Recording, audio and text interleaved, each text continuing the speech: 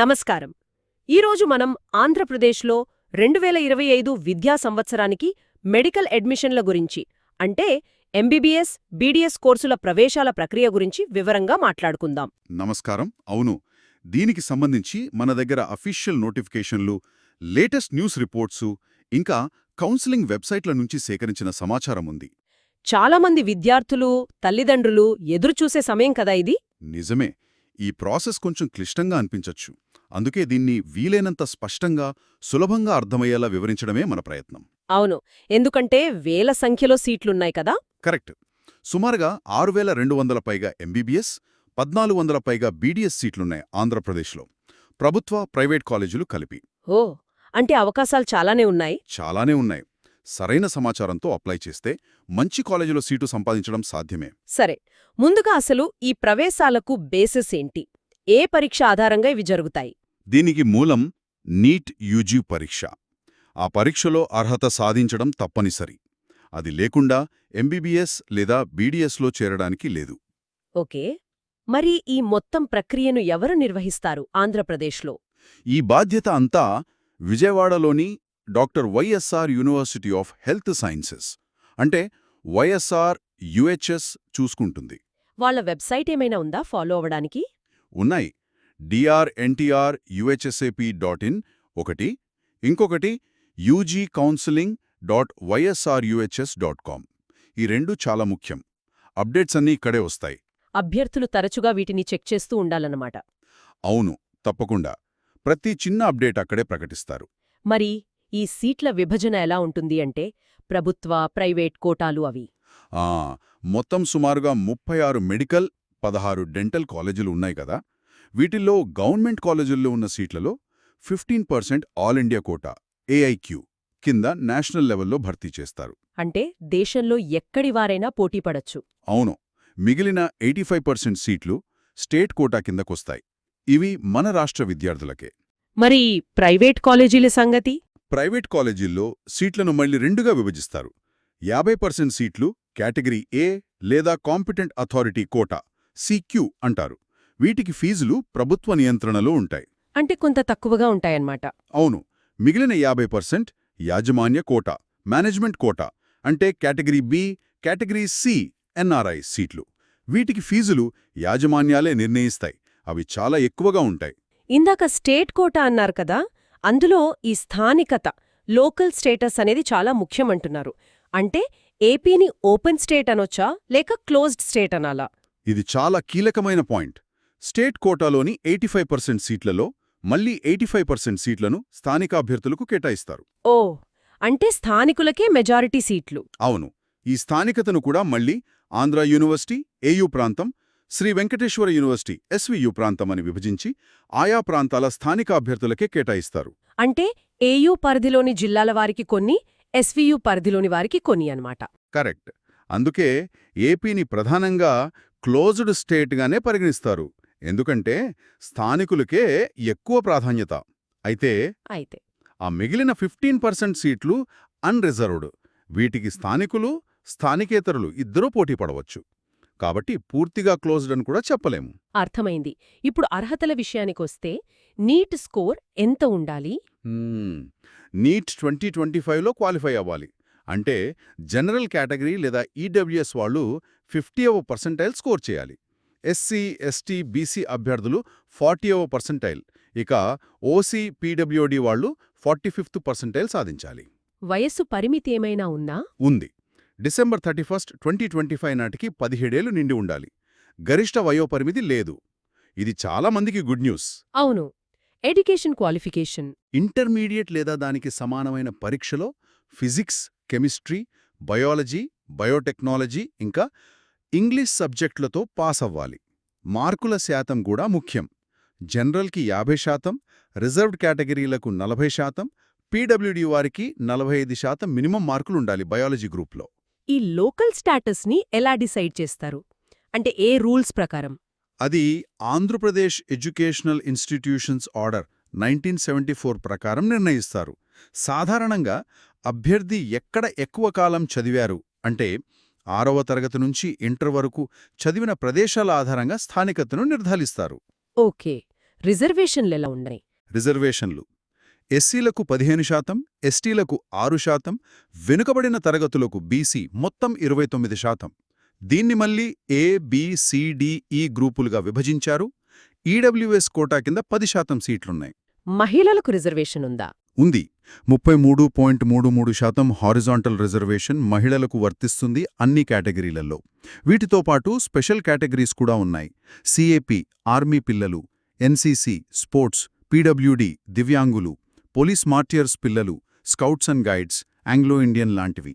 సరే, ఇప్పుడు అసలు అడ్మిషన్ ప్రాసెస్ ఎలా జరుగుతుంది?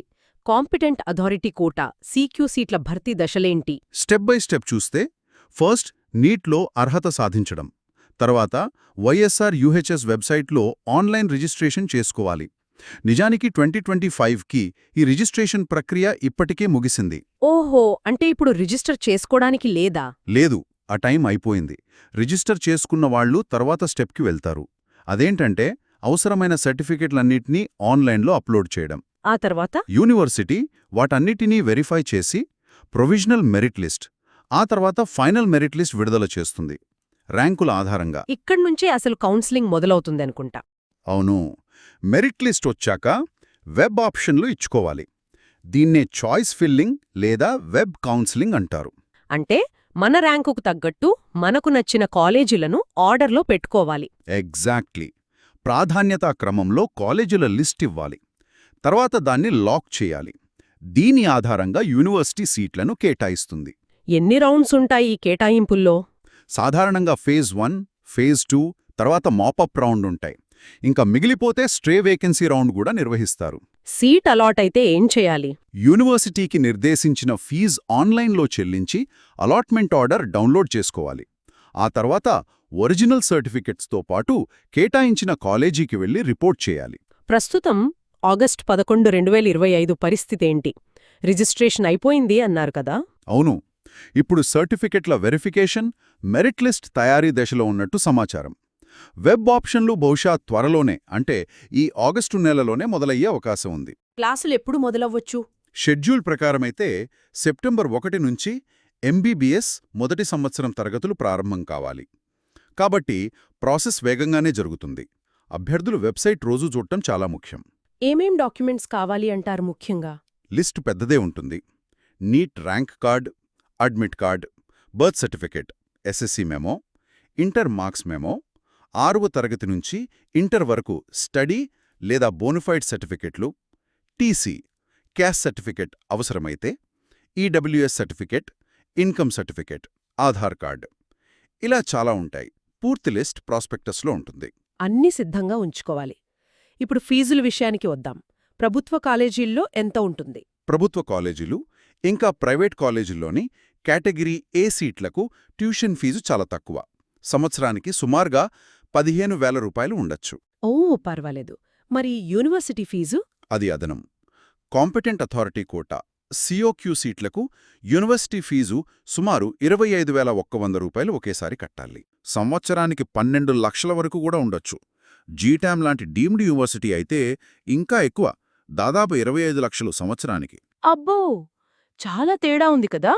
ఇంకో విషయం, ఈ డిస్కంటిన్యూయేషన్ బాండ్ అంటున్నారు, అదేంటి? అది చాలా ముఖ్యమైన విషయం. ఎవరైనా అడ్మిషన్ తీసుకుని కోర్సు మధ్యలో మానేయాలనుకుంటే వాళ్లు బాండ్ అమౌంట్ కట్టాల్సుంటుంది. ఎంతుంటుందా బాండ్? సుమారుగా 3 లక్షల రూపాయలు.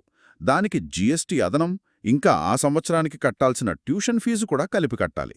ఇది గుర్తుపెట్టుకోవాలి. అవును, ఇది చాలా ముఖ్యం. సరే, ఆంధ్రప్రదేశ్లో కొన్ని టాప్ మెడికల్ కాలేజీల పేర్లు చెప్తారా? ప్రభుత్వ కాలేజీల్లో చూస్తే విశాఖపట్నంలోని Andhra Medical College, Guntur Medical College, Kurnool Medical College, తిరుపతిలోని Sri Venkateswara Medical College, Kakinada Rangaraya Medical College, Vijayawada Siddhartha Medical College చాలా పాపులర్.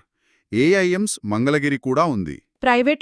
ప్రైవేట్లో నెల్లూరులోని నారాయణ, గుంటూరు విశాఖపట్నంలోని ఎన్ఆర్ఐ అకాడమీ, కుప్పంలోని పిఈఎస్ ఇన్స్టిట్యూట్, ఏలూరులోని ఆశ్రమ్ ఏఎస్ఆర్ అకాడమీ, ఇవి కొన్ని పేరున్నవి. పూర్తి లిస్ట్ చూసుకోవచ్చు. బీడీఎస్ అడ్మిషన్లు కూడా ఇదే ప్రాసెస్లో జరుగుతాయా? ఆయుష్ కోర్సుల సంగతేంటి? అవును, బీడీఎస్ కూడా ఇదే నీట్ ర్యాంక్, ఇదే వైఎస్ఆర్ యూహెచ్ఎస్ కౌన్సిలింగ్ ద్వారా జరుగుతుంది. ఆయుష్ కోర్సులకు అంటే BAMS, BHMS, BUMSలకు కూడా నీట్ ర్యాంకే ఆధారం. కానీ వాటికి YSRUHS వేరేగా నోటిఫికేషన్ ఇచ్చి ప్రత్యేకంగా కౌన్సిలింగ్ నిర్వహిస్తుంది. ఓకే. చివరిగా మెడికల్ స్టూడెంట్ లైఫ్ ఎలా ఉంటుంది? కోర్సు వ్యవధి, ఏమైనా ముఖ్యమైన రూల్స్, పూర్తి చేయడానికి టైం లిమిట్ ఏమైనా ఉందా? ఉంది. MBBS పూర్తి చేయడానికి గరిష్టంగా 10 ఏళ్లు, BDSకి 9 ఏళ్లు సమయమిస్తారు. మొదటి సంవత్సరం ఫస్ట్ ప్రొఫెషనల్ పరీక్ష పాస్ అవ్వడానికి గరిష్టంగా 4 సార్లు మాత్రమే అవకాశం ఉంటుంది MBBSకి. ఓ, అంటే అకాడమిక్స్ పరంగా చాలా సీరియస్గా ఉండాలి. ఖచ్చితంగా. అలాగే ర్యాగింగ్ని పూర్తిగా నిషేధించారు. దానిపై చాలా కఠినమైన నిబంధనలున్నాయి. హాస్టల్ ఫుడ్ లాంటి సౌకర్యాల గురించి మన దగ్గర సమాచారం ఉందా? మన దగ్గర ఉన్న సోర్సెస్లో ఆ వివరాలు ప్రత్యేకంగా లేవు. అవి సాధారణంగా ఒక్కో కాలేజ్ని బట్టి, వాళ్ళ హాస్టల్ ఫెసిలిటీస్, మెస్ ఛార్జీలను బట్టి మారుతూ ఉంటాయి. అడ్మిషన్ టైంలో తెలుసుకోవచ్చు. అంత వివరంగా చెప్పారు. ముగించే ముందు అభ్యర్థులు తప్పక గుర్తుంచుకోవాల్సిన ముఖ్యమైన పాయింట్స్ ఏంటి? 1. మీ అర్హత, ముఖ్యంగా స్థానికత, లోకల్ నాన్ లోకల్ స్టేటస్ కరెక్ట్గా నిర్ధారించుకోండి. 2. YSRUHS వెబ్సైట్ను రోజూ ఫాలో అవ్వండి. ఏ అప్డేట్ మిస్ అవ్వకండి. 3. వెబ్ ఆప్షన్లిచ్చేటప్పుడు చాలా జాగ్రత్తగా ఆలోచించి ప్రాధాన్యత క్రమం ఇవ్వండి. 4. ఫీజుల వివరాలు, ముఖ్యంగా ఈ డిస్కంటిన్యూయేషన్ బాండ్ గురించి పూర్తిగా తెలుసుకోండి. సరైన సమాచారం, టైమ్లీ యాక్షన్ చాలా ముఖ్యమన్నమాట. అంతే. ఈ రెండూ ఉంటే మంచి ఫలితం సాధించవచ్చు. నిజంగా చాలా ఉపయోగపడే విషయాలు చర్చించాం. శ్రోతలకి ఒక చివరి ఆలోచన. మీ నీట్ ర్యాంక్, ఫీజులు ఎలా ఉన్నా, కాలేజీని ఎంచుకునేటప్పుడు ఆ కాలేజ్ లొకేషన్ మీకు తర్వాత ఇంటర్న్షిప్కి లేదా పీజీ ప్రిపరేషన్కి ఎంతవరకు అనుకూలంగా ఉంటుంది, కాలేజ్లో అకాడమిక్ కల్చర్ ఎలా ఉంది, రీసెర్చ్కు అవకాశాలు ఉన్నాయా, ఇలాంటి దీర్ఘకాలిక అంశాలను కూడా ఆలోచించడం మీ కెరియర్కు ఎంత ముఖ్యమో ఒక్కసారి పరిశీలించండి.